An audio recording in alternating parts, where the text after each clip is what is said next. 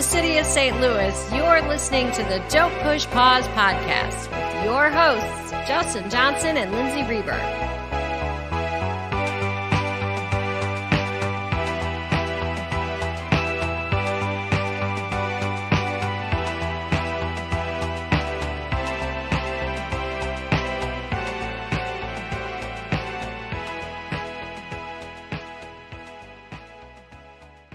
Welcome to the podcast.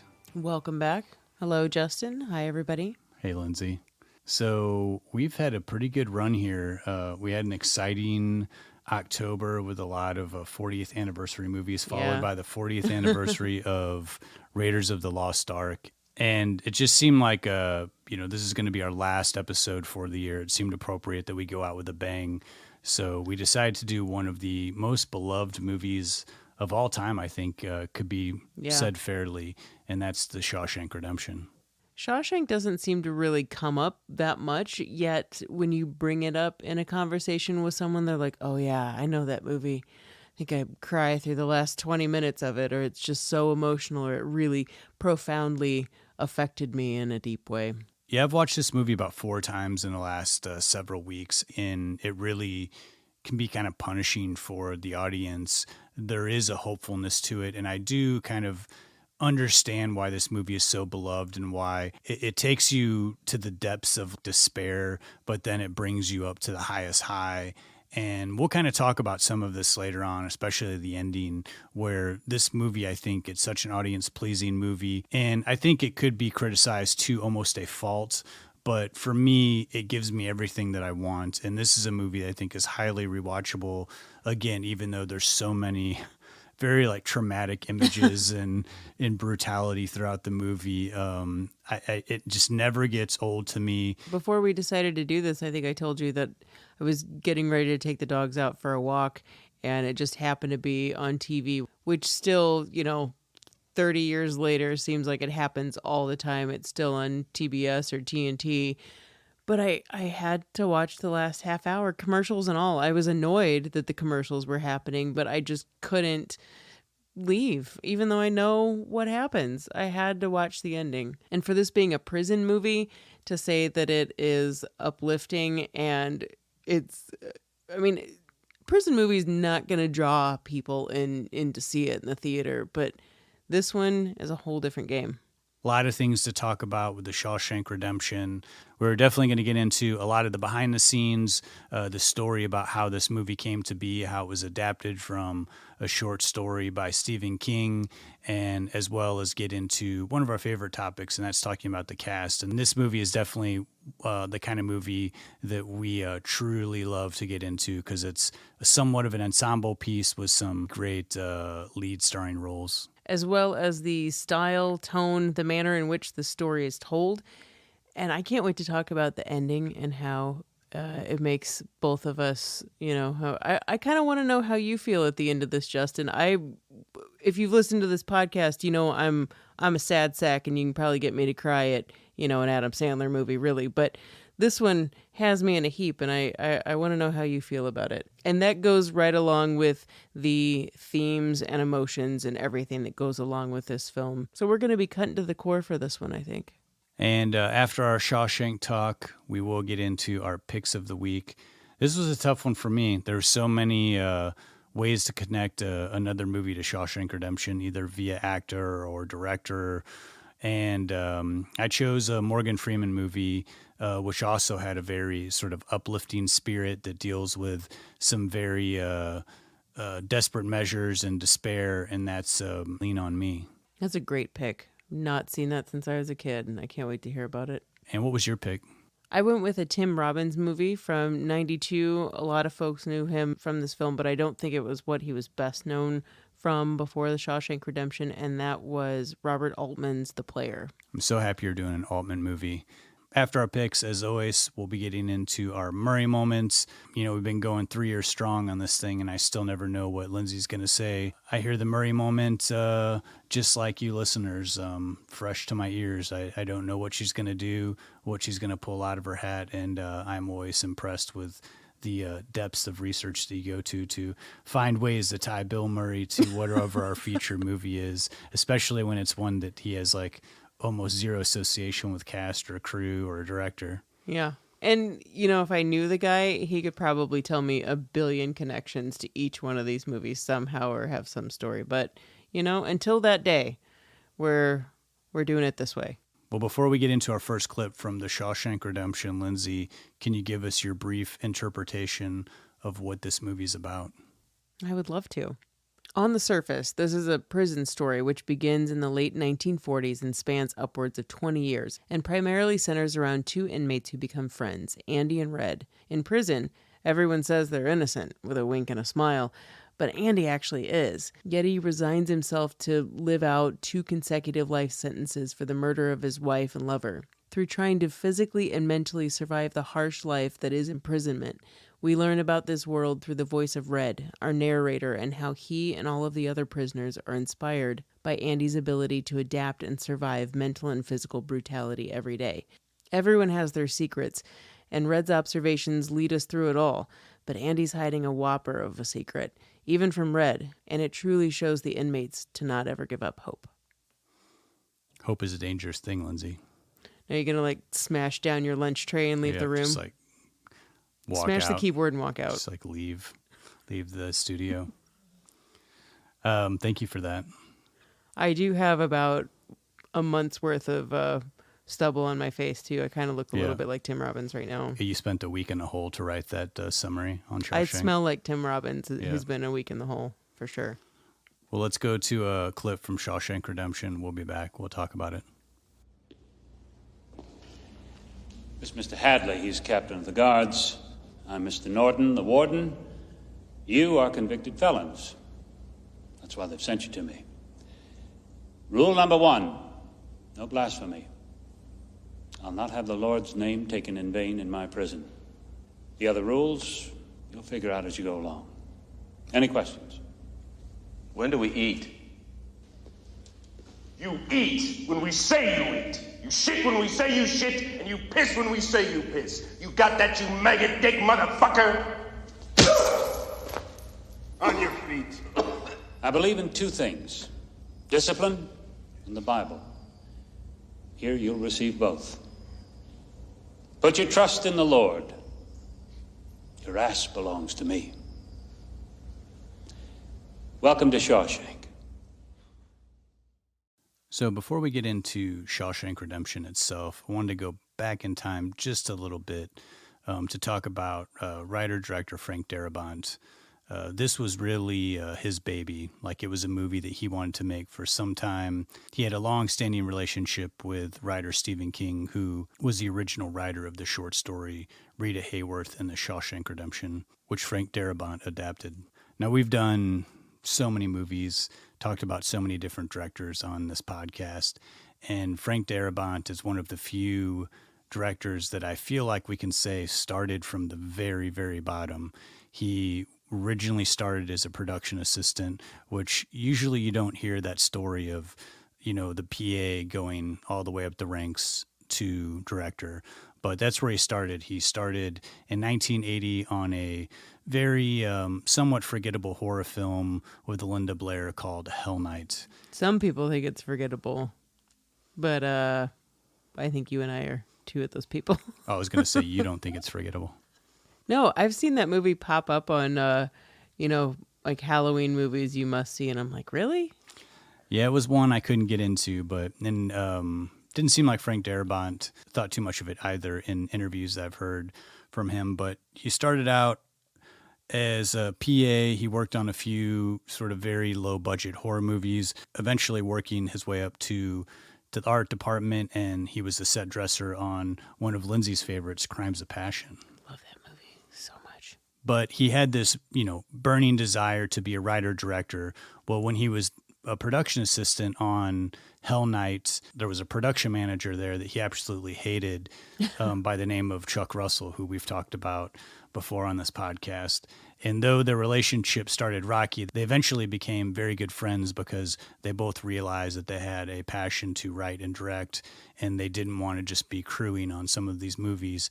And once that friendship ignited, they started working on stuff together, working on pieces, showing each other's work. And so Frank Darabont wanted to try his hand at least making a film on his own as a writer-director. He decided the best thing to do would be a short film. And at the time, this was the early 80s, Stephen King had become a household name as a horror writer. By the mid-80s, so many of his novels have been adapted into Hollywood movies, some fairly decent, most of them not very good. And Stephen King felt like he wasn't really known as like a writer outside of the horror genre. And so he was writing a lot of non-horror short stories, and he eventually put out a novella in 1982 called Different Seasons, which had 4 short stories in it, none of them really based in horror, one of which was called The Body, which we talked about, that was eventually adapted into the movie Stand By Me by Rob Reiner. But it was around this time that Stephen King decided that he would make a deal with film students, which I think this was really, really cool that he did. He put the word out that if you were a film student and you wanted to adapt one of his short stories, not one of his novels, but one of his short stories, most of which were not horror-based, you could get the permission, the rights to make the movie for $1. And the only stipulation was that he would retain the rights to the story, to whatever you made, and you couldn't use it for a commercial gain, but, you were able to make a movie, put it in festivals, hopefully cut your teeth on something that, adapting something that was already written. And Frank Darabont took that to heart, and there was a short story that Stephen King wrote called The Woman in the Room. Darabont adapted that on his own, made it a short film, eventually got that short film to Stephen King. Stephen King thought it was like absolutely wonderful. And Darabont said, one day I really want to make a movie, a feature-length movie to Rita Hayworth and the Shawshank Redemption, which Stephen King thought, well, that's not a movie that, is adaptable. He just didn't think it was something that had a lot of elements that would play well as a movie. But nonetheless, he was like, that's great. If that happens, contact me, we'll talk about it. And Darabont was pretty happy with The Woman in the Room. But again, it was a short film, and a short film doesn't necessarily get you too much. He was still perfecting his craft as a writer. To get back to Chuck Russell, him and Russell are now roommates. And he said one day Russell comes bursting into the apartment and is all excited. And he said, I just came back from a meeting and somehow I convinced them that we could redo the new Freddy script. And Chuck Russell said, they're going to give me a shot at directing this thing if I can come up with a new script in 3 weeks. Now, this was a script that Wes Craven had already worked on, but there was a lot of elements that didn't work. And so there was sort of Chuck Russell and Frank Darabont were racing the clock. If we can bang out a rewrite of this script and make it something that's filmable. So Darabont and Chuck Russell locked themselves up in a room for 3 weeks and just pounded out the revisions to Nightmare on Elm Street and came up with something that the studio approved. And next thing they knew, Chuck Russell was on set directing his first film, Nightmare on Elm Street 3, The Dream Warriors.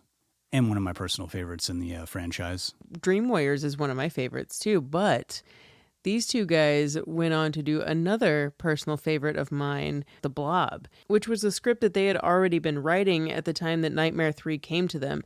They weren't completely done with it, but kind of put a pause on that, went to Nightmare 3, banged that one out, and then were ready to just the next year move on to The Blob. And so for a pair of writers who were reworking scripts and movies that were going to pretty much guarantee butts in the seats in theaters, these guys were pretty hot. And I can imagine Darabont feeling like, okay, I'm cutting my teeth pretty well on this writing gig. I'm really good at rewriting scripts or making things better.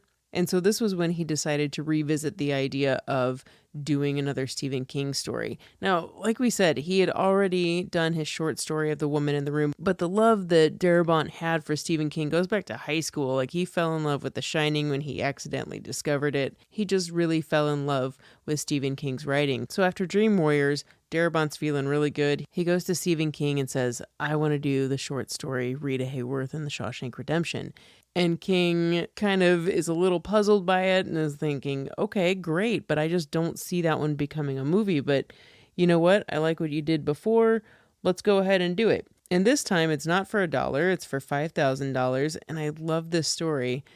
I mean, because, Stephen King needs $5,000 at this point in his life. Sure. Darabont pays him the $5,000 and Stephen King never cashes it. And instead, years later, has the check framed and sends it back to Darabont and says, here, just in case you need some bail money sometime. Like, what a cute story. The fact that Stephen King was so generous with so many writers, including Darabont, to offer up his stories, I just can't think of, is there another writer that I don't know about? I don't know, that has done something like this, because it just seems so amazing. You give these people a great setup and a great story, and, they have the chance to make their career. And that's what Darabont did. Now, he didn't immediately start on Shawshank Redemption. It wouldn't be until 5 years later when he actually sat down, ignored the rest of the world, told his agent, hey, leave me alone for a little while. I want to bang out this script. And that's what he did for 8 weeks. He sat down and he adapted Rita Hayworth and the Shawshank Redemption to be the movie that we know today. And in those 5 years between Darabont making an agreement with Stephen King to get the rights to the Shawshank Redemption and sitting down to adapt it into a screenplay, he knew that he needed to really at least get one feature film under his belt. He didn't want to go walk into a studio and say, hey, I want to make this movie. I've never made a feature film before. So he was able to work out a deal with USA to do one of their made-for-TV movies. Now, I don't know if you've ever watched any of these USA low-budget TV movies. I grew up on them. Yeah, a lot of them can be pretty rough. Usually there's some sort of like sex pot, double cross type stories. If you're lucky. Yeah, if you're lucky. There's some pretty bad ones. Sometimes some of them are so bad they're good. Yes, is that what you're trying to say? Yes, very entertaining. But Darabont was able to get a directing one that was not of his own work. It was a pre-written script. He was going to have to shoot it very fast, but he was fortunate to get two pretty decent actors in the lead, Jennifer Jason Leigh and Tim Matheson. And so he went to work making Buried Alive, which is a movie that I don't think most people know that he did before Shawshank Redemption. I certainly did not, but I did catch it last week. I sat down and watched Buried Alive, and I'll be honest, there's not a lot in that movie that I saw that would lead me to believe that this was the guy who was going to go on to make such a phenomenal movie like Shawshank Redemption. But then again, he wasn't working from the greatest script and a very low budget. And I think it was like somewhat successful with the USA Network. And then it also allowed him to have something on his resume that he did actually complete a feature film from start to finish with some name actors, and that he was competent to at least know that he would be able to direct a full movie if a studio would give him a shot. And there was a studio that would give him a shot. The first and only studio that Frank Darabont thought would go with someone who was, not necessarily green, but he had experience under his belt. But the studio that built itself on Rob Reiner's Stand By Me, which was another Stephen King adaptation from the same Different Seasons compilation, which included Rita Hayworth and the Shawshank Redemption. So with this completed screenplay adaptation, Frank Darabont goes immediately to Castle Rock, and after 2 weeks of thinking about it, Castle Rock goes ahead and greenlights the project. The funny thing is, though, and this is not surprising at all, Rob Reiner speaks up and is like, hey, how about I throw you a couple million and you let me direct this project? And while Darabont could have used that couple million to go on to a next project, write his next film, it just wasn't in the cards. He felt so close to Shawshank that a deal like this sure would make sense to have Rob Reiner do it, but he felt like he was the closest to this. And also, Rob Reiner had read this same Stephen King compilation. If he thought that there was a movie in this, maybe he should have got it before. But Darabont went ahead with it. And I read, too, that Castle Rock could have bought it out from underneath him or something. Like, they could have pushed ahead and taken it from him. I'm not sure the legality of that, but I remember reading that somewhere. And they decided not to. And instead, Rob Reiner relented and said, okay, let's go ahead and do this with Castle Rock. And we'll get to the casting in this movie because there were so many people considered for the parts of Red and Andy. But I thought the most interesting was when Rob Reiner was real hot about directing this movie before he agreed to let Darabont take over directing duties. He had just come off of doing A Few Good Men with Tom Cruise. And at this point, Rob Reiner had adapted 2 Stephen King movies, Stand By Me and Misery, and really had like a string of hits. So it made sense for him to make the movie, but it was interesting to find out that he wanted to do the movie with Tom Cruise as Andy and Harrison Ford as Red. And I really had to think about that for a minute, and I thought that actually would make a pretty good movie. I mean, I love the way Shawshank turned out, but with Rob Reiner directing and those 2 actors in those roles, I think it would have been a lot more successful at the box office than it did as it stands, but probably wouldn't have the longevity and the way it's like aged so well over the years. But anyway, once Darabont is giving the okay to push forward with Shawshank Redemption, there was the task of finding a prison that they could use, and that prison was the Ohio State Reformatory, which had been shut down for several years in Mansfield, Ohio. Now, when they got there, there was a standing prison that they were able to use parts of the prison. It was pretty trash, so they had to go in and clean it up. But then there were several other locations that they used to basically recreate the holding cells, where there were like 200 cells. Like that was all done by production designers, and they basically from scratch built a 200-man prison cell where the doors could open on an airlock, and everybody comes out and kind of marches in formation. And in a few interviews, Darabont said he was actually pretty bummed out that the production designers were not given more credit, because he said that they did such a fine job that a lot of people thought that they just showed up and that there was a prison cell that looked the way it did, and they just kind of rolled their cameras on that. And he said it was as far from the truth as possible. And they were also able to find another place in Ohio, like a building where they were able to build the prison laundry room, which several scenes take place. So the whole cast and crew was kind of camped out in Mansfield, Ohio for many, many months during production. They were also able to do some local casting there. On the Shawshank DVD, there's this funny little news blurb of the whole town, like really, really excited about it. You know, we've done other movies where Hollywood's descended on the small town to different feelings. Some people are angry about it, but sounds like the whole town was like pretty ecstatic, and a lot of people wanted to be in the movie.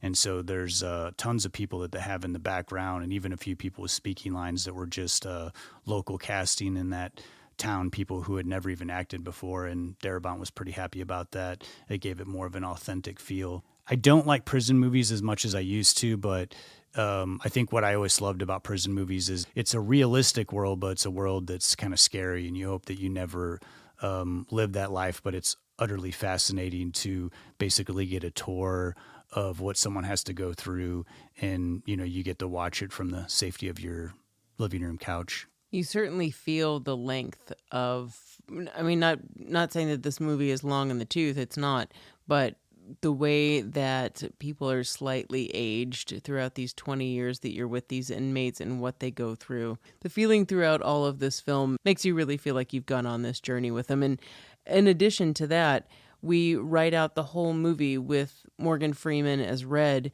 and his narration or his interpretation of his experience and what kind of each inmate, as specifically Andy, who he has a particular fondness for, is going through. And I think without Red's narration, it would be a completely different movie. I don't even know if it would be as engaging and as hopeful or share as much sentimental value with the viewer if we didn't have that character of Red and his narration, his outside observation. And as much credit as Frank Darabont deserves for directing such a phenomenal movie, I think he deserves more credit for his adaptation skills. I was able to read the original short story, Rita Hayworth in The Shawshank Redemption, and it is a very incredible short story, but Frank Darabont really did a fantastic job of not only taking that narration that Morgan Freeman does, which really makes the movie, the character of Red,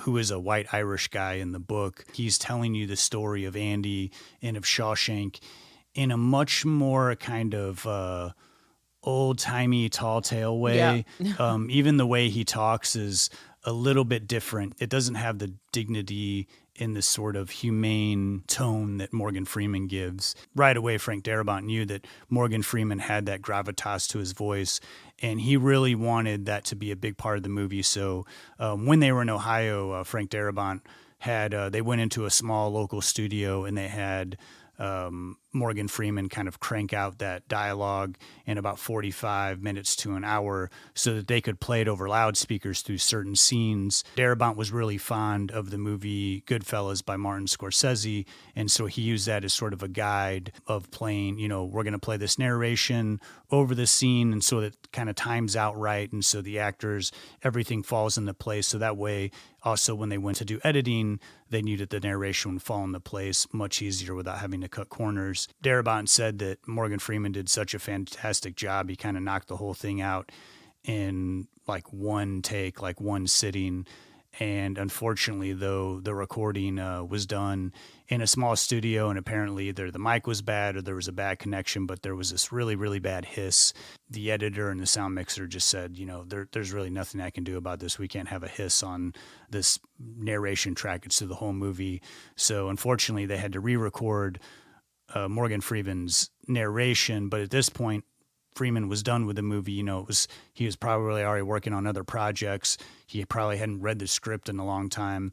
And what took him one day to record the first time around ended up taking him about 3 weeks to knock out the narration that second time around. But apparently he was a good sport about it and made sure that they got it right. And his narration does to me, outside of Goodfellas, I think this is one of the other few movies, and Stand By Me as well, which narration, I think, works as a great tool to help tell the story, but doesn't feel like it's just saying what's happening on the screen. It gives you a little bit more depth to the character. If the movie had been adapted and they had a character talk more in the way of the tone that Stephen King had used in the book, it really wouldn't have come off as well. One specific part to me especially is when Morgan Freeman says, I don't think I'm going to make it on the outside. And here I'm a guy that can get you things outside. All you need is yellow pages. But in the book, he says, in here, I am the fucking yellow pages. Kind of almost like something that would be in like a Tarantino movie. Yeah. And Frank Darabont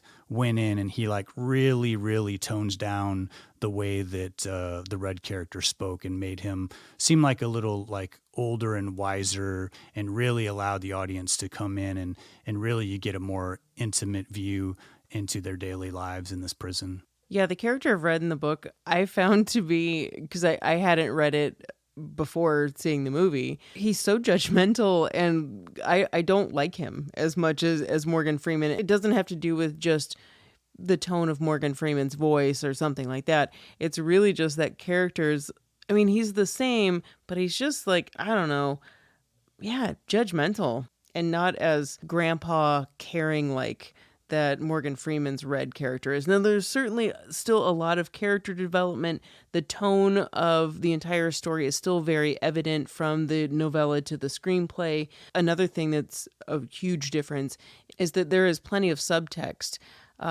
in the film.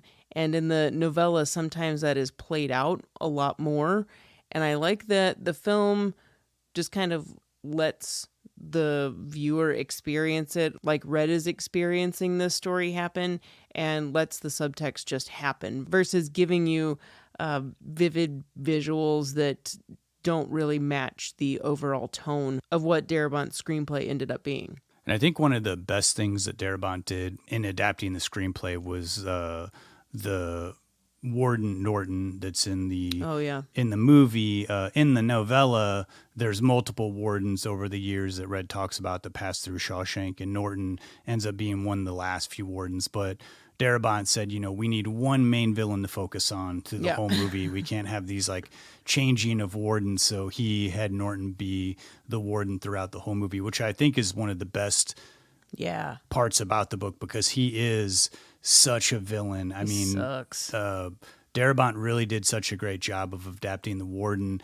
and the character of Hadley, the main guard, and having these guys be these sort of like very evil characters, so that way not only are you as an audience member going to feel sympathy for Andy, but you're also going to feel sort of like so much more vindicated as an audience by watching them get theirs near the end of the film. And before we go on to that ending, because there is a major difference between the novella and the screenplay adaptation, we should talk about the main themes and what does this movie mean to a viewer watching it. It's a very inspirational film. Some people put their own certain religious ideologies and whatnot to this film. And while I get that, I think that there are certain aspects of this film which are universal and why it's able to tap into the hearts of so many people. The two main ideas being friendship and hope. And friendship, we've certainly seen that in other films.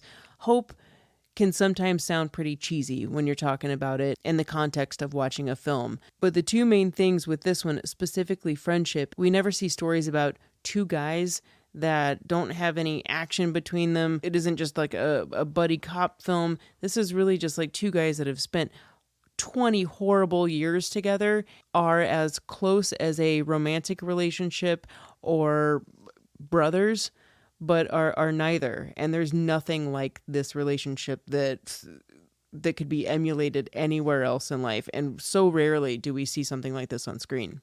And this is often described as a feel-good movie. And, you know, I was thinking about it like... Feel-good prison movie. And really, too, it's funny. It's kind of laughable. And at first I was like, I don't really know if I call this a feel-good movie. But after watching it multiple times, it really is, because it's a movie like if you're in a rough spot in your life, generally you don't want to watch like movies that are real depressing, but somehow this movie works because no matter how bad things are going, you didn't get accused of killing your wife when you're innocent, and then you go to like the worst prison in the world for like most of your life, and then escape by some insane means. So I think this is a good movie to watch when you're down, because you're like, God, at least I'm not going through what Andy Dufresne went through. Things aren't as bad. But then it gives you this hopeful ending, and also this idea of hope is something that we have to have. It's something that keeps us going. And there's a lot of psychology to Shawshank. There's a lot of psychology to prison. You know, that's part of what they do to these prisoners is they break them down, like being in solitary confinement, being, separating us from each other. I mean, there's so many relatable things in this of like us as a society, just going through what we've been going through the last, 2 years of like being separated, not being able to be these social creatures. A lot of themes of friendship in here, but there's also, I think, a commentary on the elderly in prison. You know, we've got this character Brooks, and we'll talk about the cast here in a minute, but like how prison is supposed to reform people, but does it really do that? Does it really suck you of your good years, where you can be a functioning part of society? And though some prisoners, of course, maybe they're kept away and they're protecting society, but when you're released, I just sometimes have fears of like, God, going into the workforce, working into my 60s or 70s and being like an old guy on the job. I can't imagine like being stuck in prison for 40 years. And then you get out and you're in a world that's completely foreign, which Shawshank does a good job of really emphasizing that and showing it. So I think there's a lot of elements in this movie that are wrapped up into one where we got a feel-good story. It's an excellent story of friendship, but it also is a commentary on, I think, prisoners and how they have a hard time acclimating to society because they become institutionalized, as Red says, early in the movie. It's very raw in that way, and the way that it breaks it down, I think by having such hardcore villains in this film, it makes the idea of defiance can mean freedom. In some ways, it makes you feel really like you're siding with the prisoners in this film, and you empathize with people in it, even though most of them are probably guilty. But it does make you feel that emotion and puts you into that setting of what would I do if that were me? But thank God I'm not. I'm not that guy stuck in there. But ultimately, this movie is about finding a way to survive, the simple goals in life, what we do to feel alive, to keep ourselves from losing every bit of dignity that we once had, and tried to retain who we are while, as cheesy as it sounds, overcoming adversity. But there are so many of us that deal with that on our daily life.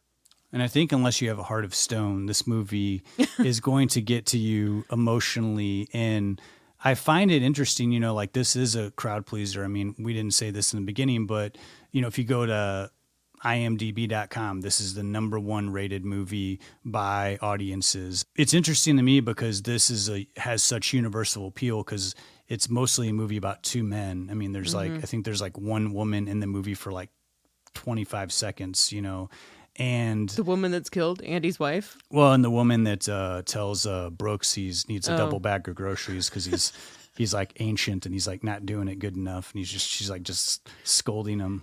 Both women in this are not great. No. So it's amazing to me that this movie has universal appeal for men and women. And I think, again, because it touches on these ideas of hope and these ideas of trying to overcome something, trying to deal with, trying to problem solve, and also trying to make the most of your situation, knowing that, if you can get your mind right, you can overcome a lot of things. And also, too, how important friendship is. I think we've talked about this on several movies with themes where, sometimes friends can be closer to you than your own family. And that bond of friendship can be so strong. And I think this movie touches on something that's pretty unique in movies because usually we don't see movies of male friendship like this. There's no machoism in this, and which I find very refreshing because you would think in a prison film it would only be about machoism, and in other prison movies it is. It's everybody putting on a front, and the relationship that Andy and Red have is they love each other. They love each other to the core. They lean on each other, and they have these very profound conversations, and they have a very profound friendship. And I think that's what makes the movie and the structure of the movie so well, because you actually feel like you've spent this time with them and you want them to be together. I mean, the end of this movie would be terrible if you didn't see these two together. I mean, to me, it's in some ways like a romantic comedy where you want to see the person chase them down and stop them from the train and say, no, we need to be together. We can't live apart. And though there's not a romantic element to this movie, but I think that bond, that certain level of the audience wanting these two characters to be together because they should be together. They work so well together. They're a perfect match. And man, that ending, if you can believe it, that was not the ending to the Stephen King story. It ended with Red on the bus, being released from prison. What's next in life? But maybe he met Andy, maybe he didn't. Yeah, he's on his way to see Andy in the book, but he ends with that one line, I hope. I hope I see my friend, I hope. And then that's the book ends. And that was the ending that Darabont wanted. He showed his version of Shawshank to Castle Rock, and one of the producers, Liz Goltzer, said, this is wonderful, but after all of this time, don't you think that we as an audience deserve to see Andy and Red meeting? They have to meet. We can't have it just end open-ended like this, like the story does. Darabont thought that it was a little patronizing, that we don't need to see this, that we don't need to just hand that to the audience. It's a little cutesy, but agreed to shoot it. And Goltzer and everyone at Castle Rock was so open to Darabont having final say and everything. She said, please shoot it, see how you feel afterwards, but in the end, we're not going to force your hand on anything. You have final cut. And I think I can understand him thinking, I'm pandering to the audience. Why can't, we leave this a little open-ended?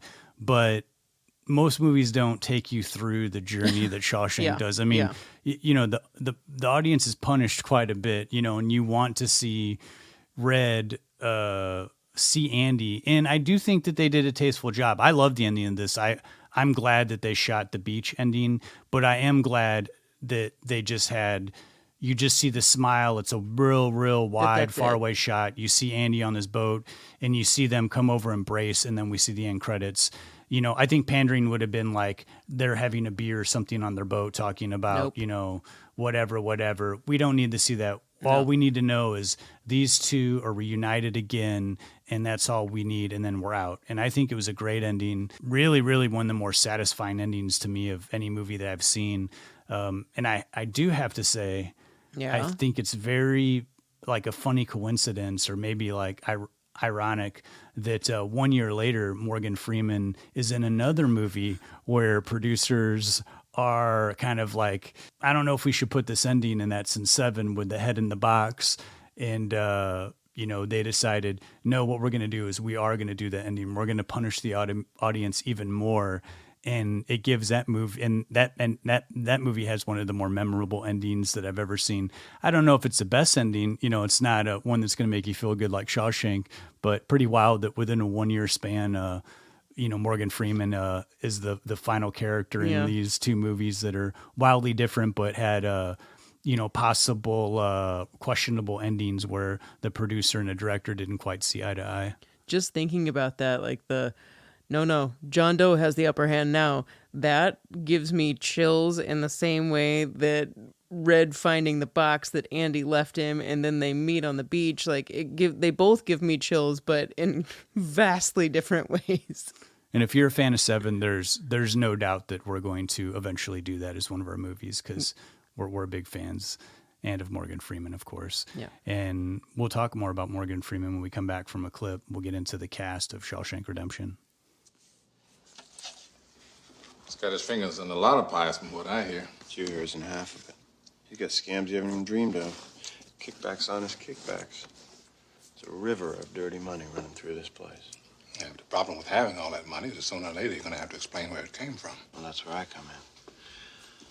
I channel it, filter it, funnel it. Stocks, securities, tax-free municipals. I send that money out into the real world, and when it comes back... Clean as a virgin's honey pot, huh? Cleaner. By the time Norton retires, I'll have made him a millionaire. You ever catch on, though? He's going to wind up in here wearing a number himself. Now, Red, I thought you had a little more faith in me than that. No, I know you're good, Andy, but all that paper leaves a trail. Now, anybody gets curious, FBI, IRS, whatever, it's going to lead to somebody. Sure it is, but not to me, and certainly not to the warden.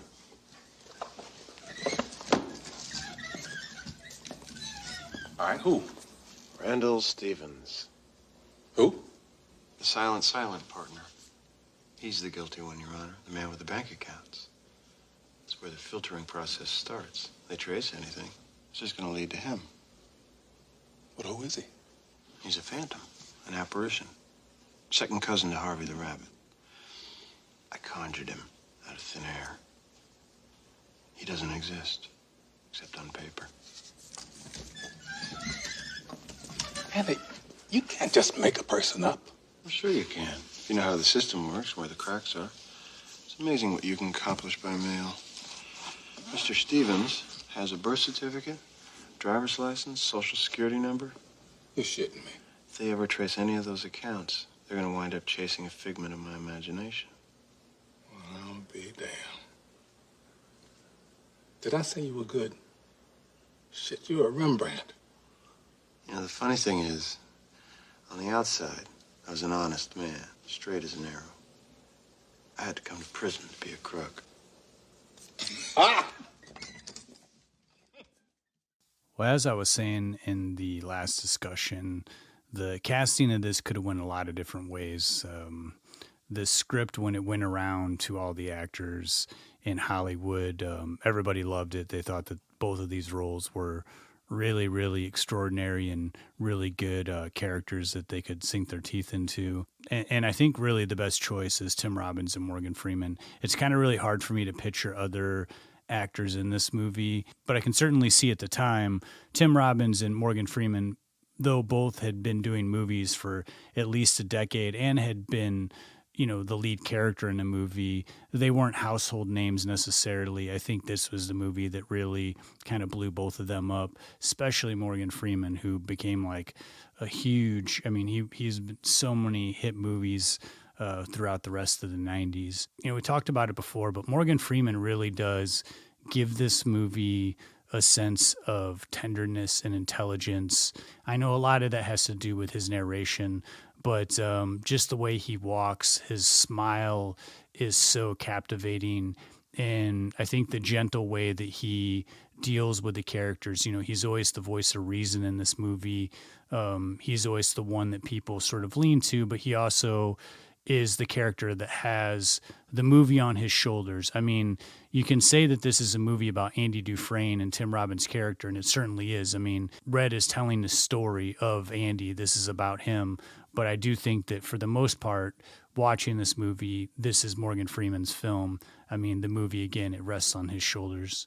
And prior to Shawshank, Morgan Freeman had several roles where he played more gruff characters, and I'll talk a little bit about that in my pick of the week. I think it was this post-Shawshank Redemption era where Morgan Freeman started embodying these sort of wise, stoic characters who had a gentle nature about them, but they were very no-nonsense. And he does this so effortlessly. I never feel like there's a scene where Morgan Freeman's trying to like go for an Oscar clip type performance. You know, it's always like very reeled in and very natural. And I think those are the type of performances that suck me into a movie. And they're one of the reasons why I love watching movies and love watching actors do these performances. And Lindsay, I don't know that I've ever met a bigger Tim Robbins fan than you. This was something that I learned about you early on. Yeah, for some reason, I've always been drawn to this guy since as early as I can remember. I don't know if it was this or the Hudsucker Proxy that I saw first. It was probably Hudsucker Proxy, I'm sure, before I saw this. I don't know. I think it's something about his innocence and strength. And even though his character in the Hudsucker Proxy and Shawshank are completely different, the quietness that he brings to some roles is often much more telling than most actors. He keeps being described as enigmatic by a lot of people who talk about this film, that Andy's always holding on to a secret, and which is very true. But you don't know that for over 2 hours. It's no surprise that what convinced Frank Darabont to take on Tim Robbins for this was Jacob's Ladder. And you and I, Justin, we both really enjoy that film. If anyone out there hasn't seen Jacob's Ladder, man, that is Tim Robbins in a whole other light that you don't get to see him in very often. That's just one of those movies that you don't often see ever. Yeah. Talk about painful. And it's interesting to me that Tim Robbins is able to transform himself into these sort of quiet, meek-looking characters, because he's like a really big dude. He's like 6'5", and he's taller than Bill Murray. I mean, he's kind of a big guy, yeah. But he makes himself. He's able to like change his posturing, and how Red describes it looks like just a light wind could blow him over. And in the novella, wasn't he described as a small guy? He wasn't supposed to be super tall, right? Initially, physically, the description of what they were looking for, but he really does is able to emulate this sort of kind of person that seems like not intimidating whatsoever. Mm-hmm. And I might be a really big Tim Robbins fan, but it was Morgan Freeman who pushed for him in this film. He was shown a list of actors, and Tim Robbins was the one that he pointed out that that's the guy that I want to be paired with, which, I mean, at the time, to point out a guy that I'm sure that there were other names that were more famous than Tim Robbins, but to choose that man and say, that's my counterpart, that's the guy that I want to go on this journey with, and I believe that I will have the simpatico with, it's a gamble and also really brilliant. Now, for a movie that has two main actors and a story that's so deeply wound around these two central characters, there's a hell of an ensemble cast here and so many great character actors that are filling the screen. And I think Frank Darabont was very keen on making sure that there was some strong support, starting with the warden, Bob Gunton, who really has, I think, kind of solidified himself as being, he's always going to be, that's the warden from Shawshank. When you see him in any other movie, he really found a way to make this character so slimy, really evil, because, he uses the guise of religion and the Bible, and he's such a contradiction, and he just makes you so frustrated. Like, you just want, there's very, very few villains in a movie where I'm just like, this guy needs to pay. And if he doesn't pay in this movie, like if this villain doesn't get stopped in this movie, I'm going to be really mad at this movie. And Bob Gunton really just takes the character to a new level. In the novella, the warden is kind of nebbish and he seems kind of dorky. And he doesn't really have the fear in the tone that he inflects in this movie, especially the scene where he's sort of telling Tim Robin in the hole, like, nothing's going to stop, you're going to do all this or I'll make your life a living hell. I think the line, I'll rip you out of that one bunk, Hilton, and cast you down with the sodomites. It's like, good Lord. The next line after that sodomites line is pretty bad. Yeah, and it's kind of a chilling performance by Bob Gunton. I almost feel bad for the warden right at the very end when it's over for him. But you know what? No, I don't. I'm happy how that wraps up. And the next villain we have is Captain Hadley, played by Clancy Brown. And this guy is just as nasty as the warden, if not even more so, because he's the one that's actually beating a lot of these prisoners, sometimes under the cover of darkness, but he doesn't care. The fact that his character is a little bit more layered is interesting to me, though. We have a moment when Andy does a favor for him that he is just trying to get ahead and maybe get a leg up with this terrible prison guard, Hadley. And, Hadley goes through with it. It's fine. But he's still a dick to all of these people. But one of Andy's main tormentors in prison, we see after he has beat the living hell out of Andy and he spends weeks in the infirmary, what happens when that guy gets out of the hole is Hadley is there and beats the living hell out of this guy to the point that he's taken out of prison and can't walk anymore. The fact that Hadley has this side of his character is peculiar in some ways to me, that they keep it in the story. Like, why have this when we have so many other supporting characters who have depth to them, but in some ways they are somewhat one-dimensional because they fill out Red's idea of who these people are and what they're about. But this little tidbit about Hadley has always kind of nagged at me, like, why he gives like 2% more of a care about Andy, not that much more, but he doesn't have to do that to that inmate Boggs. Frank Darabont does a good job of setting up how rough Hadley is whenever it's the first night for all the new inmates and the bigger guy's kind of crying and Hadley beats him to death basically. But not only when he's done, he like puts out his hand and one of the underguards like hands him his hat to put back on, and he kind of gives one final sort of threatening line to the rest of the inmates that are in their cells. And just the way that scene's done, it really kind of kicks in like how rough life is going to be for these inmates at Shawshank. Clancy Brown said in an interview that whenever he was researching the role and he was about to start filming, and there were several real prison guards working as extras on the film, and several of them said, hey, would you want to talk? Would you want to hang out with one of these guys, for a few days and kind of base something off of them, or like, you can get to know them? Because a lot of times actors do that. We've talked about that before. If they're going to go hang out with a doctor because they're playing a doctor, De Niro's going to drive a cab for 3 days and learn what that's about. But Clancy Brown actually said, I don't want to hang out with any of these guys. You haven't read the script. This guy's like one of the worst, like captain guards on the planet. He's like so evil, and you really don't want word to get out that I base this off of any real person and like have your name come up, because this guy's like absolutely despicable.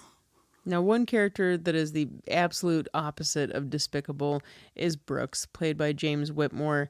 That guy, first of all, his character in the novella was nowhere near what it is in the film, and he does nothing but enrich the story and also really pull some tears out of us during numerous points in the film. And when the movie becomes about him for about 10 minutes, it becomes a turning point for a lot of these inmates. He serves as the first one who goes on the outside after being incarcerated for so long, and how difficult it is, and how, oh my God, how he just wants to get back in. I mean, that just by itself is enough to rip your heart out of your chest.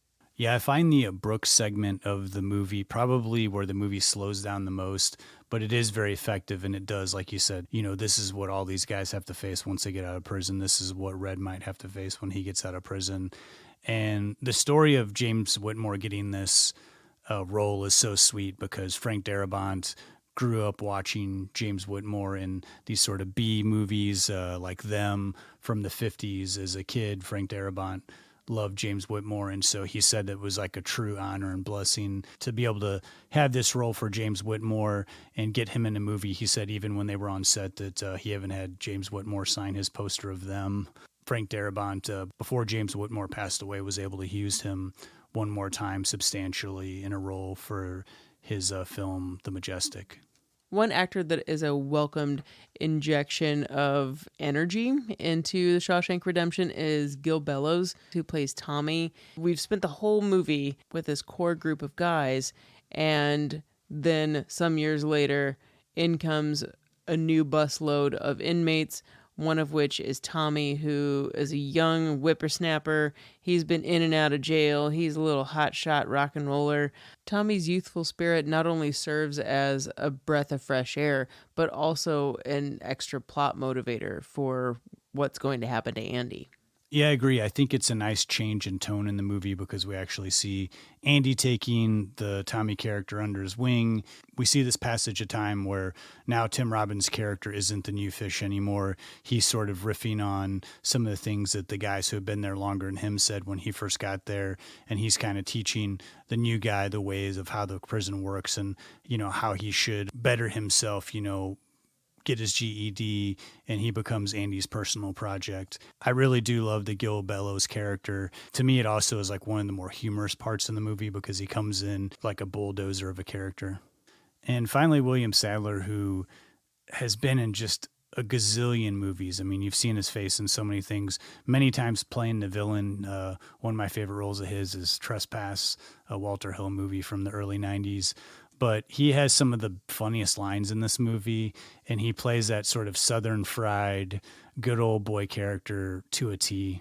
I think one of my favorite scenes of William Sadler's Haywood is whenever Andy has played the opera music to everybody before they shut him down. You know, he plays it over the loudspeaker, and he does a week in the hole, but when he comes back, he's talking about, no, I kept the music in my head, but the first thing William Sadler says to him was, you couldn't play any Hank Williams or anything like that when you were in there. And Tim Robbins also has a funny line of, they busted the door down before I could start taking requests. Yeah. But I just love, later on we see him, everyone's reading books and stuff, and they've got William Sadler with headphones on listening to a Hank Williams tune. Yeah, Sadler's simpleness is helpful to the story, and his small parts that he does have are a much needed break. So as beloved as this movie has become, its failure, I think, is equally notorious as its success. When Shawshank Redemption was released, it had a really tough go at the box office, though it had quite a bit of competition that year. 1994 was a huge year for all these blockbuster movies, including Pulp Fiction and Forrest Gump. It also had a really difficult title going for it. Like we said, you had two lead characters who weren't household names yet. They were notable actors, but a lot of people weren't rushing out to the box office to see the new Morgan Freeman or the new Tim Robbins movie, as well as the fact that it's a prison drama that is based off of a Stephen King movie that's not scary.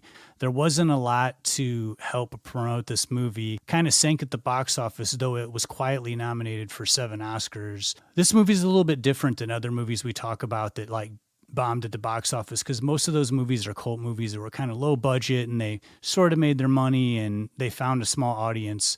This was a movie that totally bombed, but then found a huge audience and has gone on to become one of the most well-known movies of all time. And that happened via video cassette. Once people started actually seeing the movie, especially once it hit video, the studio knew that they had an excellent movie on their hands.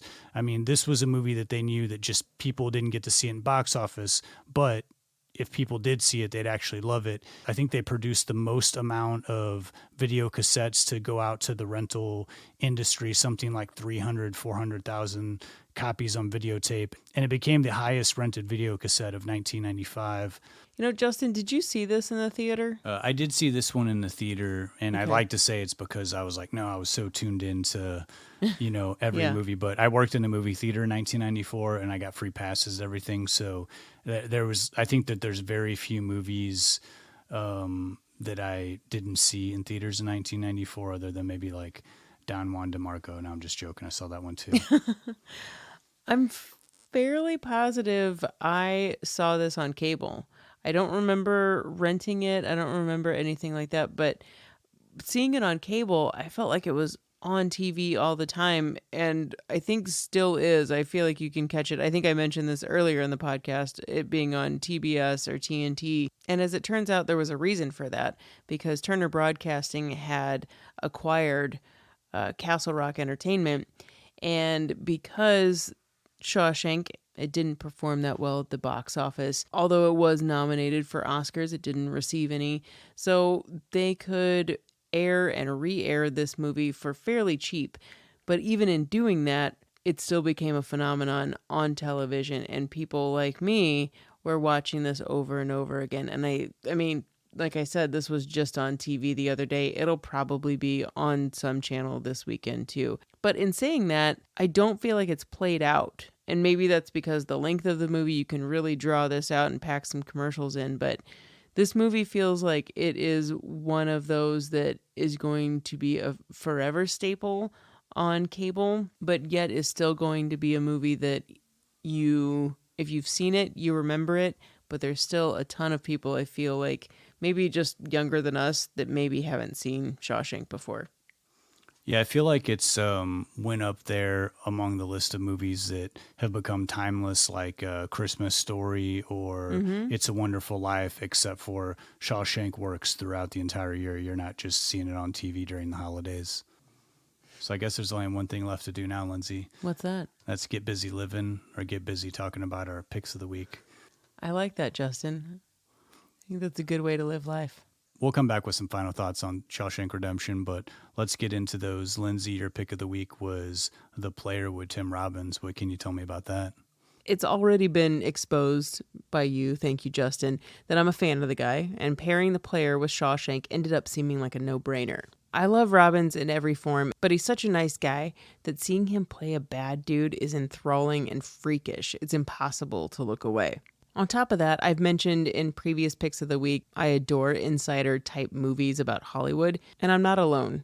The Player is placating to people exactly like me. You want the juicy gossip, the insider knowledge about how things really are. But remember, this is a movie. Is this really how Hollywood is, or are we seeing the Hollywood version? It's probably a little bit of both, but that's what makes this movie roll. We follow Tim Robbins as Griffin Mill, a mid-level Hollywood exec still climbing the ranks but well enough established in a position of power, but could easily be unseated at any moment with one misstep. He says something like he hears thousands of story pitches every year, but it really boils down to greenlighting 12 pictures in all reality.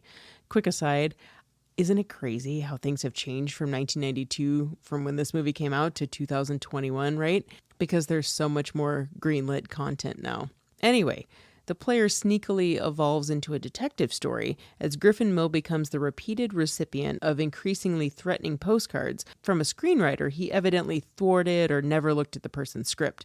Griffin has meetings, looks at scripts every single day, so pinpointing who this semi-stalker is nearly impossible. Without notifying much of anyone, which doesn't seem very smart, Griffin tries to suss out who this mystery stalker writer is, and after believing he's tracked the guy down, Griffin sneakily confronts him with a proposition like, hey man, you stop with the postcards and I'll make you a picture deal, okay?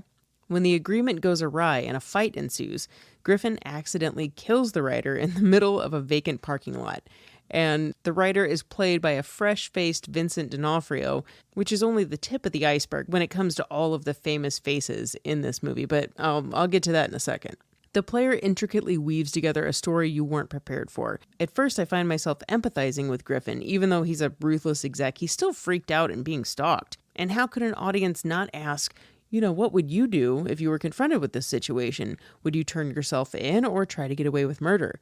The movie's assumption, and why a movie like this exists in general, is because we're all voyeurs safely watching someone else make immorally wrong decisions, but you can't wait to see what happens.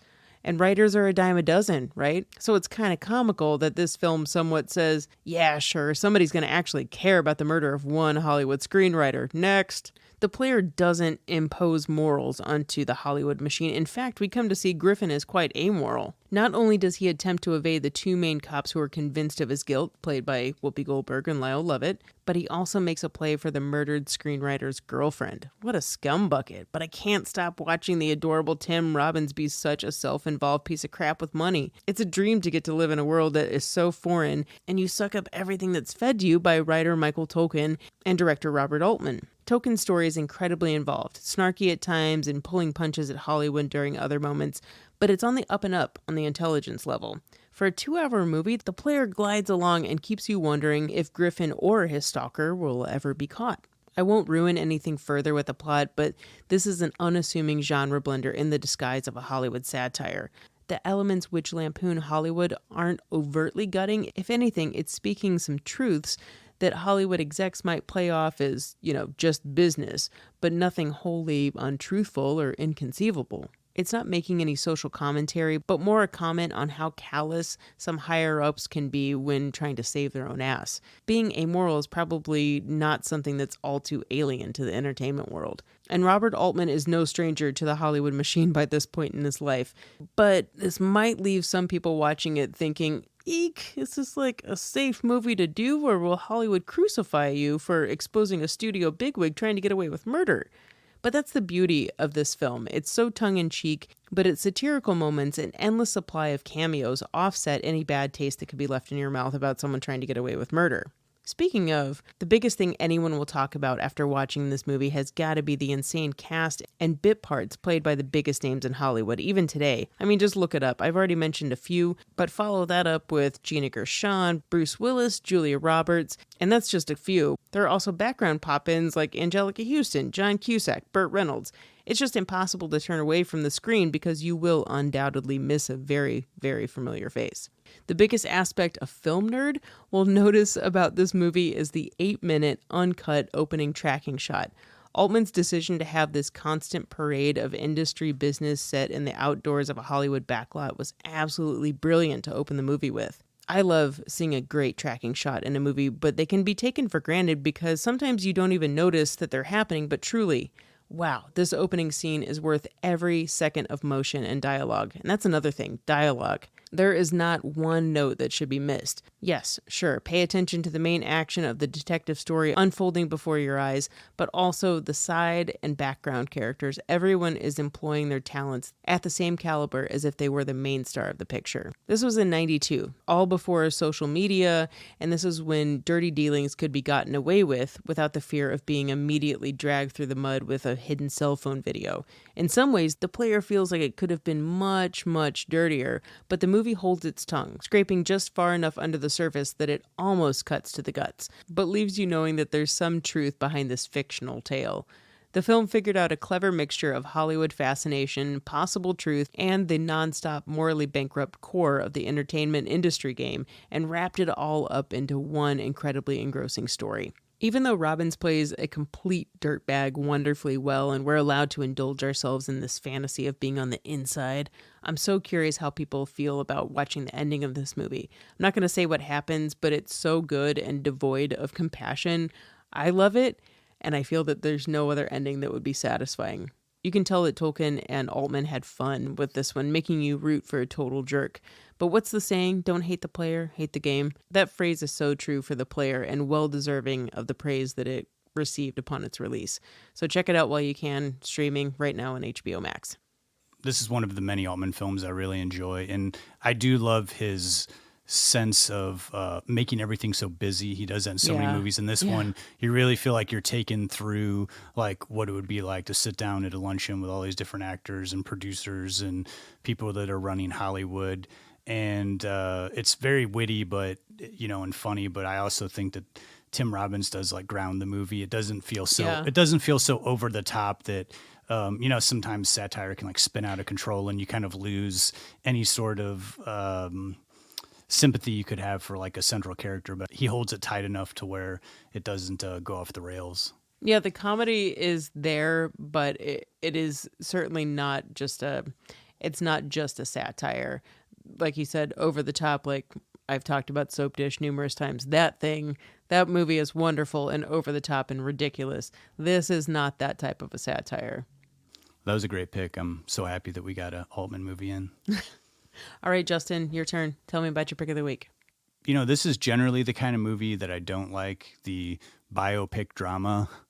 And I think in the wrong hands, this movie could have been pretty dull. But in the hands of director John G. Avildsen, this movie is somewhat of a great underdog story. Like many of his movies before, he handled the original Rocky, including Rocky V, and the entire Karate Kid trilogy. He just has a great knack for taking a very simple story about an underdog and really making them feel triumphant and really having that sort of Rocky type ending. Sure, sometimes that can come off cheesy, and parts of Lean on Me are kind of cheesy, but we're talking about a biopic that could have went in the wrong direction. But with Morgan Freeman playing the lead character, I think it really, really comes off as genuine, and it's a lot of fun for subject matter that's a little bit depressing. The story revolves around Morgan Freeman's character named Joe Louis Clark, or as some people called him, Crazy Joe. He may have even self-appointed himself that name. But he was a teacher in the 60s, and he really had no time for bureaucracies. He didn't like to listen to school boards, and eventually left Eastside High School where he was teaching. And over the next 20 years, he ended up being a principal in elementary school, but Eastside High School was really starting to fall apart by the 80s. There was drugs in the school, there was violence, and the state wanted to shut down the school unless it could see their students pass the minimum skills exam. And it just didn't seem like something that was possible. So the school board bucked up and they hired Crazy Joe to come in and clean up the school because they thought, number one, he's the only one that could do it, and number two, he's the only person that would want to do it. It's hard to believe that this is based on a true story. I had to look up and see how much of this movie was accurate because even if Crazy Joe did 1/10 of some of the things he pulled at Eastside High School in the 80s, a couple smartphones videotaping some of the things he did, he'd be thrown out of education for the rest of his life. His tactics were very controversial at the time, starting with the first day on the job, expelling about a quarter of the school, calling everybody up who teachers had called troublemakers or drug users or sellers of drugs. This upset many parents of some of the students who were kicked out. He also took to keep the drug dealers out of the school. While school was in session, he would have them chain up the doors, the exit doors, with log chains, which is highly illegal and breaks many, many fire codes. And there's a good argument there to say you're putting the students in danger if there's a fire, but he's also keeping them safe from keeping out a lot of the students that were causing trouble and stopping the kids from learning. But the first half of the movie, I can't say that he's a character that you really grow to love. I mean, he pretty much insults every teacher there. He fires a few of the teachers. He doesn't listen to anybody. He boasts. He brags. He yells at people. He shouts. He doesn't say thank you. He doesn't appreciate anybody. And that really doesn't win him any fans. But he does slowly start to turn the school around and get the respect of the students and eventually get the respect of most of the teachers. It's a very tightly made movie with a lot of good drama and a great performance by Morgan Freeman. You can definitely see why Morgan Freeman became known for big roles where he was an authoritative figure, because here he really, really takes on the movie, and the movie rests on his shoulders, and he really pulls it off. He's in nearly every scene.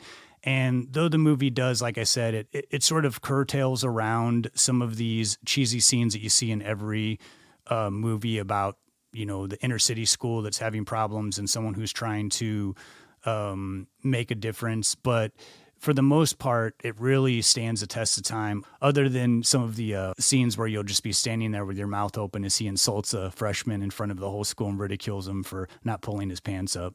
But I highly recommend it. Lean on Me with Morgan Freeman. The 80s were a different time. And some would say, cleaning up a school like that, that's what we need today. Some would say that. Yeah. And also a very early role of the Candyman's Tony Todd. He plays the head of security at Eastside High. Oh, man. I don't remember that. And he's Morgan Freeman's right-hand man. He doesn't have many lines, but he's got a good presence. Dang, I don't remember Tony Todd in that. That's awesome, though. Talk about a voice off. Yeah. Who's got the better voice there? A voice off. Well, those are our picks of the week. Lean on Me and the player. Here's your Murray moment.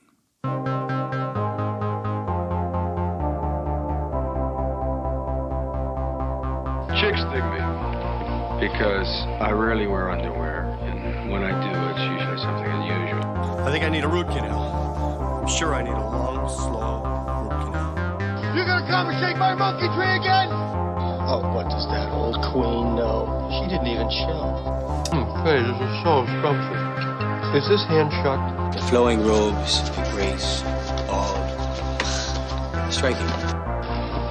That was fun.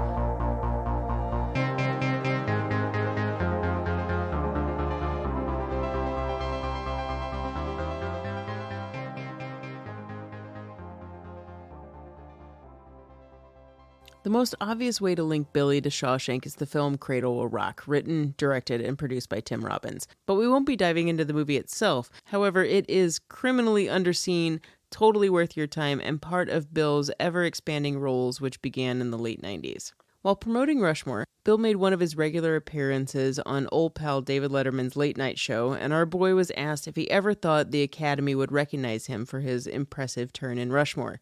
Bill replied, "Dave, I'll win an Oscar the same year I win the Heisman Trophy." And if they awarded the Heisman Trophy to golfers, sure, maybe.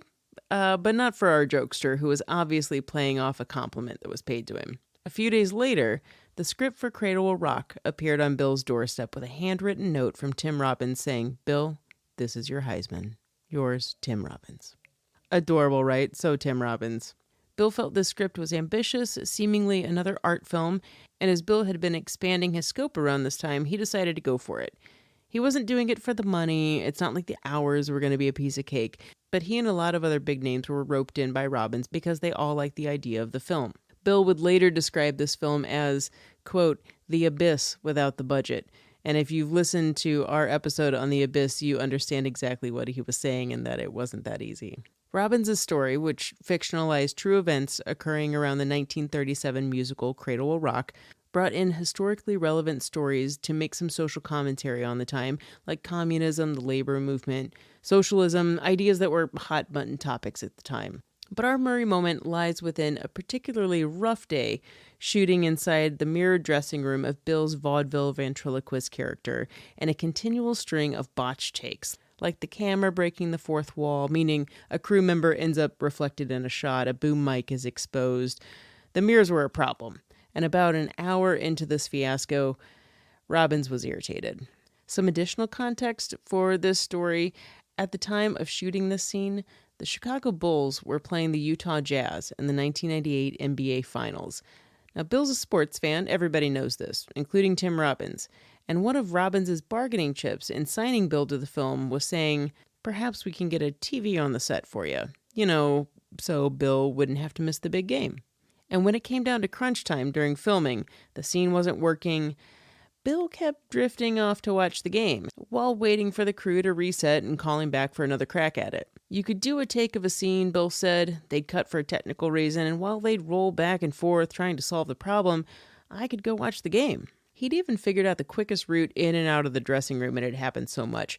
The mirrored room was causing such a problem that no one even noticed Bill kept drifting off so much. All this fun, Bill said, has taken us 3.5 quarters of the game. Bill is now spending more time watching the game than being on the set.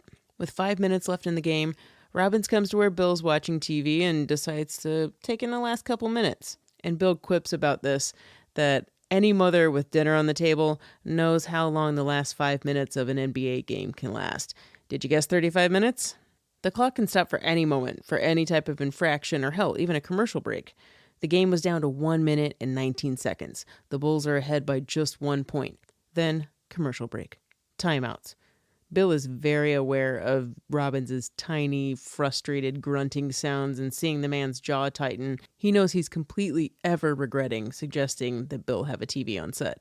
As the game nears a conclusion, the crew was reset and ready, the ending of the game was imminent, and then overtime. Yep, overtime. Bill saw the look on Robbins' face. He knew. Tim was in a lot of pain, so we tried to work during the overtime, Bill continued. But I was very bad, and I walked to the TV at the end of each take. They should have put a leash on me. I couldn't help myself. And as Bill had yet again pulled himself away from the set, he felt the angry steps of his 6'4" director approaching, a warning sound of an authority figure you best heed or else. Tim came over and quickly snapped off the TV completely. Bill said a million thoughts went through his head like, "Oh, no, you didn't. You're kidding, aren't you? There's only 2 minutes left." But what came out was, "Oh, Tim, you were doing so well." The scene wrapped up quickly after they got back on track, and Bill appreciated Robin's dedication to completing it, letting him get away with misbehaving, but ultimately, Tim put his foot down. These are just the frustrations that can happen on set. They're still good buddies, and Bill even tried to make up to Robbins by inviting him out for a round of golf later together. Movie directors work so much harder than actors, it's no wonder they get paid less, Bill jokingly said of Robin's plight in dealing with him. If you ever wonder how Bill can be on set, this is the epitome of him being a bad kid. But as long as everyone's an adult, you work through this kind of thing and move on. But it still makes for a damn funny story. I love that you're able to get a Cradle Will Rock story in there, because I was thinking about doing that as my pick of the week. Oh, yeah? Before I chose Lean on Me. And that's a really good movie. Tim Robbins is actually a pretty good director. Has he done like 3 or 4 movies as a director? Yeah, I like that movie too, and I still think it is one that it's silly that it's not been seen more, or that more people don't talk about it. It's a really good movie. I'm gonna have to revisit that one. It's probably been a good 10 years since I watched that. Yeah. I think that's one poster that we have for sale on our website is Cradle Will Rock. Nice plug there. Yeah. Well, thanks for that Murray moment. Of course, it's always. Did you have any final thoughts before we wrap things up on the Shawshank Redemption? There is one thing. Early on in the film, we see Andy etching his name into the wall, and that scene is played out again when the big reveal happens that Andy had a plan the whole time to escape from prison. Originally, the first time that scene is shown, you see Andy etching and a whole chunk of the wall falls out. And that was originally how it was shot, to keep it in the beginning part of the film. And the editor decided to hold that back, us seeing a giant chunk of the wall fall out in the beginning, and hold that until the big reveal at the end of the film. So we're not even thinking that it's a possibility that Andy can escape. This is more him etching his name into the wall. It is a sign of permanence. He's not leaving, but choosing to hold that little piece of information until the end, I mean, it makes such a giant difference. Yeah, I think it makes such a huge difference, because I think tonally, too, there'd be a shift in this movie is from Red's perspective. Yeah, and so most of the time we see Andy, even when he's by himself, Red is describing something that happened from, the past, like this story's told from the future. And seeing Andy by himself in a cell, going beyond etching his name, but seeing all that stuff crumble, and he gets the idea to start tunneling, it seems like it kind of not only ruins the surprise later, that would only really, it's a surprise on a first-time watch. I mean, obviously, after you see the movie multiple times, it's no longer a surprise. But again, it changes that perspective. Like we're seeing Andy doing something by himself that Red is supposed to be unaware of exactly, and he's not narrating at that point. Yeah. Or that portion of that scene with Andy. So I think it was a good choice. Definitely would have changed the movie. And I like that there's a secret that, they just did the cut right there. He just makes the A, and then just the editor was like, we're just going to stop right there, go to the next scene. We won't show the wall crumble. And I think it's a better movie for it. There's no way you couldn't think, oh, I've got an escape route. And you're giving away your ending. You're blowing your ending right there at the beginning. Yeah. Any final thoughts for you, Justin? Yeah, I guess the only thing, we didn't mention the music earlier, the score by Thomas Newman, who also did the music for The Player. That's right, yeah. And he's done a ton of movies, but I really love the score to this, because I think this is a movie where you could very easily have the music tell you how you're supposed to feel emotionally at what's going on. And I think it keeps it light and airy in the beginning. It's almost like this sort of drifting light music, and it doesn't do the sort of like, villain, here comes the villain type. It's almost like you don't really, unless you're really focusing on it, you don't notice it. But once you do, you're like, man, this is a really beautiful score for the whole movie, and really great choice. And man, he's done so many fantastic scores for so many great films.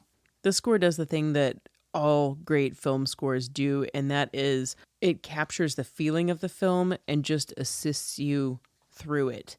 It provides that feeling of defiance and freedom. Like there's a sense of inspiration at times, but it's not overwhelming, and it's not... even scores can be pandering or cheap in some ways to like really draw out emotions in the lamest way. This one, yeah, it just guides you through it, but it assists and enhances what is already happening in the story. Yeah. Well, I think that wraps it up. We hope you've enjoyed our episode on Shawshank Redemption. We hope that you all have had a good year, and we're going to take a much needed break. We're going to watch a lot of movies. We're going to relax for a little bit, and we're going to be back on what? I watch a lot of movies, and I feel like I'm analyzing all the time, and I don't know if I'm ever really relaxed unless it's something like Monster-in-Law. Yeah. You know? Well, I'm saying that we're relaxing, but we both know that we never do that. But we're going to try. We're going to try our best. Yeah, we're going to try. We're going to try our best to relax. At least like 2 days. Yeah. So we won't be back until January 18th, and we'll be ringing in the new year with Ghost. Whew. When's the last time you guys have seen Ghost? Well, you have plenty of time to watch it before the next episode comes out. So please stick with us. And we have plenty of episodes archived. If you want to listen in the meantime, you can catch old episodes on our website at don'tpushpausepodcast.com. A lot of our episodes are also on all your platforms. You can catch them there. And if you want to, please do follow us on social media, on Facebook, Twitter, Instagram. We also have a YouTube channel at Don't Push Pause Podcast, which also has all of our old episodes. And if you want to contact us for any reason whatsoever, say hi, tell us how your holidays are doing, what movies you're watching, you can reach us at don'tpushpausepodcast@gmail.com. Until next time, I'm Justin Johnson. And I'm Lindsay Reaper. Have a happy new year.